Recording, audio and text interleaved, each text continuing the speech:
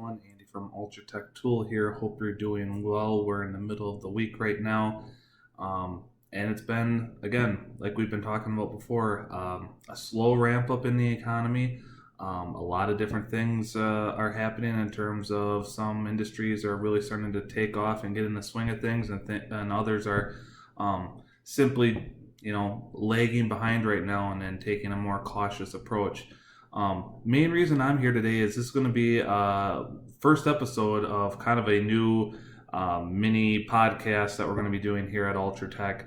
And I'm going to show you some graphics, kind of talk about some things. And I think the biggest thing today that I want to touch on that really seems to be of importance, especially when we talk about recessions and pullbacks in the general economy, is that different industries are looking at ways of, hey, where can we cut cost? Where can we streamline the supply chain?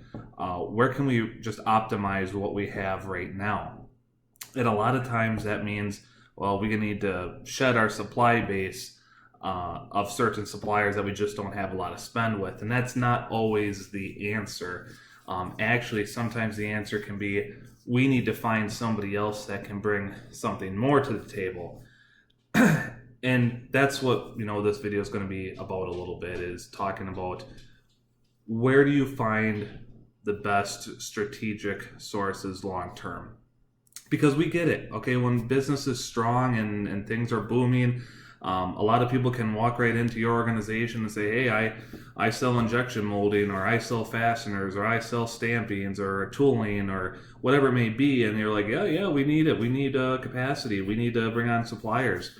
And then we get bloated up, and we come to a standpoint where we go, well, geez, why are we spending $1,000 with supplier number 25 way down the list, and why are we spending only $10,000 a year at supplier 54, while suppliers 1, 2, 3, and 4 are commanding, 4, 5, 6 million a spend, or wherever it would be.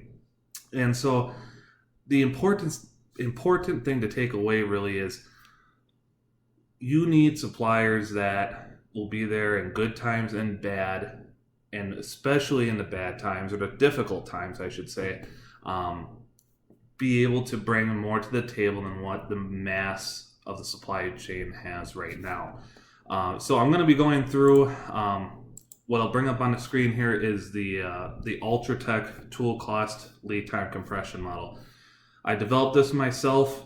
Really helps tell the story about how we separate ourselves from the competition, and ultimately why a lot of customers, whether it's tier 1 auto customers, OEMs in the heavy truck industry, people in lawn and garden, people in lighting and electrical, why they come to us. Because we realize a stamper to just stamp out parts can be a dime a dozen. It's got to be, what else do you bring to the table? So starting at the top right here, where it says start here, conveniently, when it comes to us as a company, Ultratech, we started as a tool and die shop. Really did a lot of stuff for the small engine industry. It was pretty local here to Wisconsin. We did some low volume work here from time to time, but for the bulk of it, it was really all tool and die work. When we started getting and creeping towards the '08 recession, we were taking on more low volume work just to help offset the peaks and valleys that are natural in the tool industry. And I'm sure if you're an injection molder, you got similar peaks and valleys if you do something similar in your industry, but I'll be focusing just on stamping here. The biggest thing is we've taken a lot of oddball projects early on in our lifetime. We really connected the dots probably in 2008 with the machines and the assets we had, the services we offered, and really paired everything all together real nicely. So when I talk about prototyping, I'm really talking about a unique type of prototyping. A lot of people are thinking, it's a one-off part made on a laser or a press brake. That's not the case with us at Ultratech. The prototyping is very unique in that it is simulating an in-die condition. So being that we build our dies in-house, it's very easy to take some materials, plates, punches that might have been spares or extras or gone out of production, spare components, put something together and prototype it with very little upfront tooling dollars involved, but yet simulate an in-die condition. That's big difference number one, is that when we prototype, we're going to simulate the in-die condition of your component. Very important if you're going to especially do draw material or draw a component, or even if it's a deep draw component, it's probably even more important. Having that capability to simulate in die is very important, but it can go across the field. It could be a formed bracket, it could be a high strength material that you want to kind of see what the spring back's going to be. Very different avenues of purposes you can use for prototyping. So we prototype in-house. Okay, we get it. Part one, done. The next step of this process, if we do the prototyping route, is we're taking really a lessons learned into the production tool that's coming. Because once a customer comes to us and say, hey, you got this prototyping, okay, we like these prototypes, or hey, we got to do a design change, we can take all those lessons learned and we go right into the tool build. It's not going to make sense for them to go and say, okay, well, thanks, we'll see you later. We're going to go over here and have the tool built here. You want to keep that expertise flowing in your project. So we take our lessons learned from prototyping, the second block in our model here, and we integrate that into the production tool build. So that comes with the production design phase, but it also comes with components that we use in prototyping. Now, is this going to be a world-renowned cost savings and oh my God, it's going to save 90%? No, it's not. But we can take prototype materials that we've already used that are in an in-die condition. We can utilize them. It saves a little bit of maybe machining up some components. Maybe you don't have to buy another punch or 2 punches or 3 punches, whatever it is, depending on the application of the part. It takes that cost out of it because it's already paid for once. Why go ahead and do it a second time? So we integrate the prototyping not just from the design level, but also into the build. So that's why I say common components, there's a cost savings, and you can argue a lead time savings. So here we are, prototyping's complete. We've done the design review. We talk to Mr. Customer, and we say, or Mr. and Mrs. Customer, we say, all right, well, hey, this is what we got. This is how we propose that the tool be built. Here's the design. Maybe some customers have a design review that they want to go through. That's perfectly fine. We have other customers that say, I don't care about anything about the tooling. Just give me a good part. So this works great both ways. So again, we go through the design. The design's complete. We're building the tooling in-house. With our tool makers, we got about, I would say 10 to 12 tool makers on staff. It's a mixture between the actual tool maker, the project leader, and support machinists, EDM, CNC, grinding, all those types of things. And it goes through the process. So, all right, we already did our prototyping. We're taking our lessons learned. We're going into the tool build. The tool's being built. Well, while all this is happening, the customer usually is going to keep the production with us because by this point they already know, okay, you guys do your stamping in-house.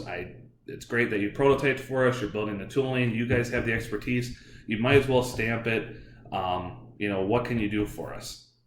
Incredibly valuable in the automotive world is the fact that right up front from the prototype, from a technical review standpoint, we have an APQP process that we follow.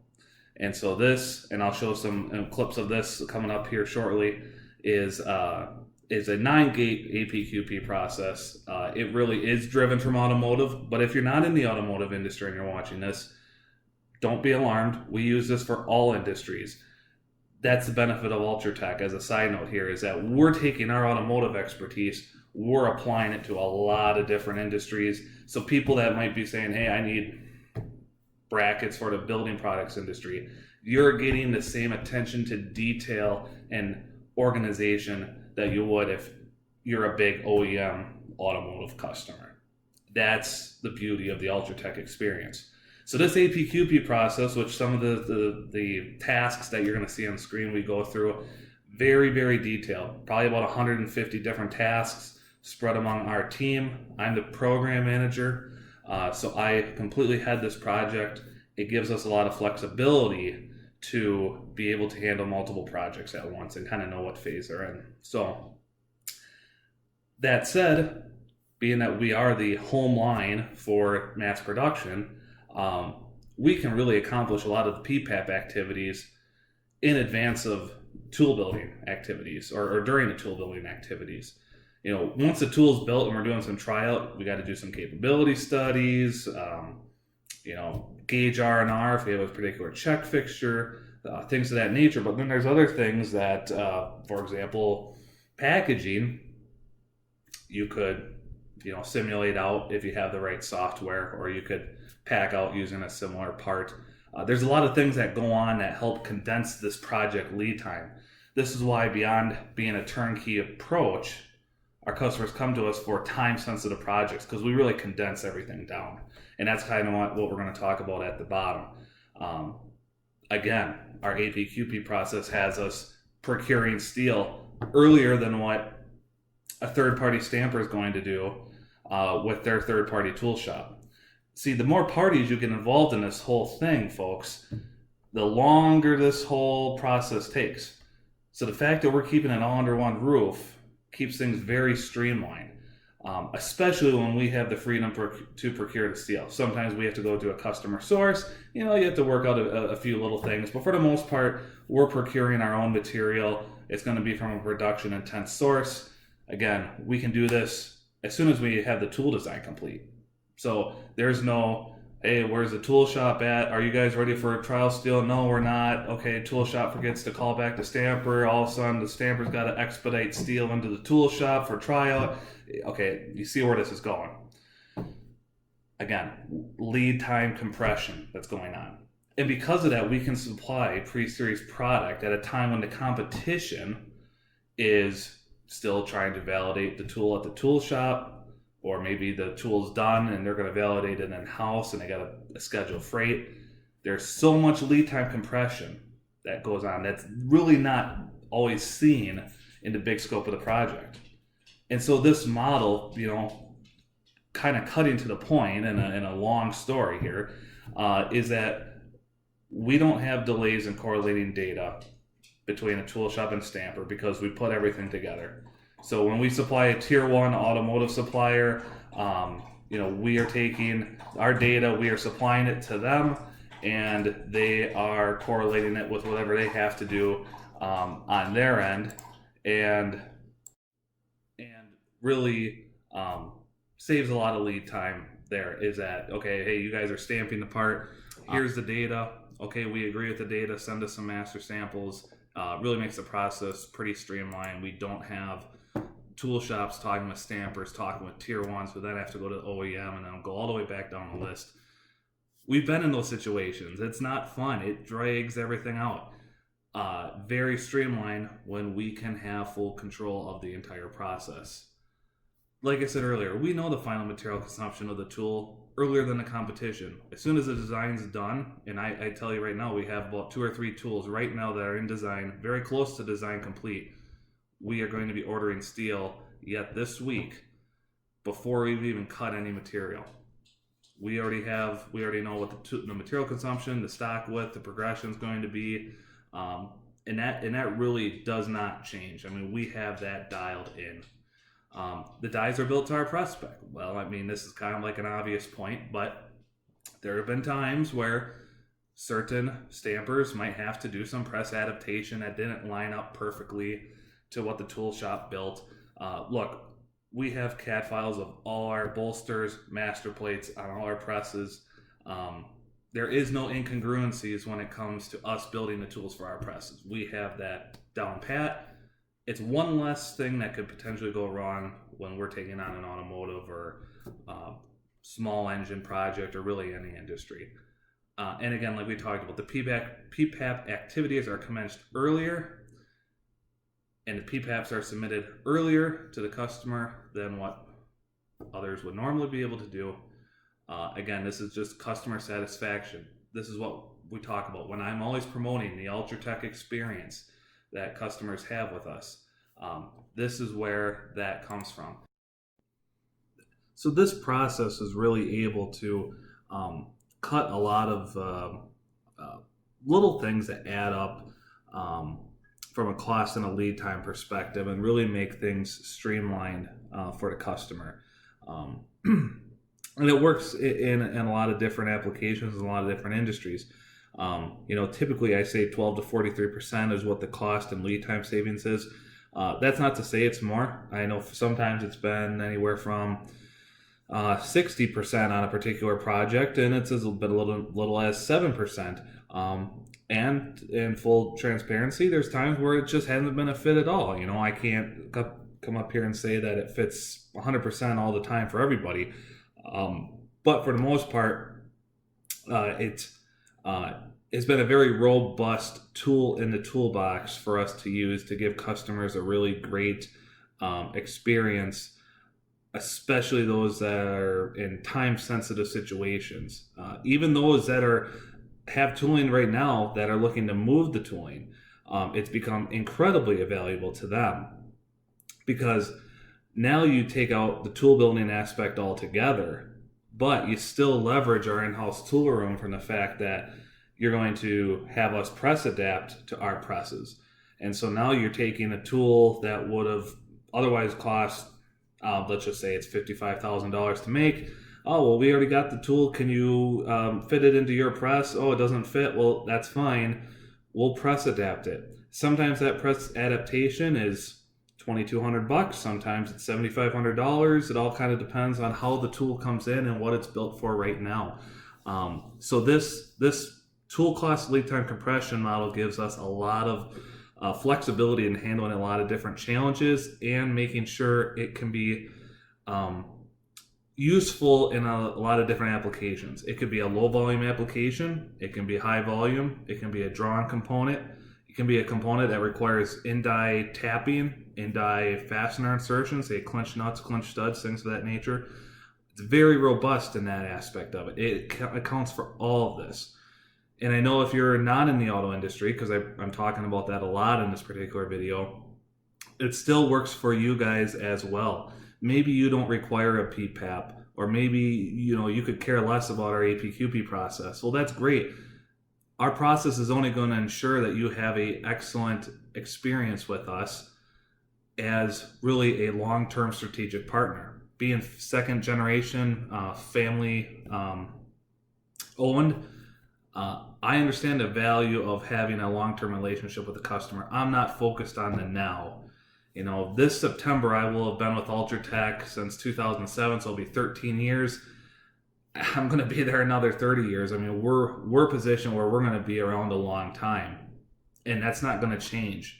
We may be a certain sales volume right now, and we may double or triple the company in 15 years, but the same mindset is going to apply. Whether that's 30 people or 120 people or 300 people, that's going to be the same mindset going into it. That's the culture you have to bring as someone in business, is finding the people that can support you and really bring this model to fruition. Because I can't say I do it all, but I can tell you it works. It works very well. And there's a lot of people out there that can say, yeah, I can attest that, when I've had a time-sensitive project, or I just had a lot of tools I need to source in one place and have it made sure it's taken care of, Ultratech came through for me, is what they say. So we want to give you the same experience. So after you see this video, from everything you digested, feel free to go back and look at certain things. Please know I am available day, night, weekend, vacation, holiday. Whenever you have a question, reach out to me. I am here. If I can't help you, please use me as a resource, because I know other people in the industry, and I can make sure that you at least get in the right direction. So that said, I appreciate you taking the time to listen to our podcast this afternoon. Hope you enjoy it. And we'll be back sometime soon for another subject related to stamping or tooling or sales or anything in between. And we look forward to talking to you then. But for now, take care, and we will talk to you soon. Thanks.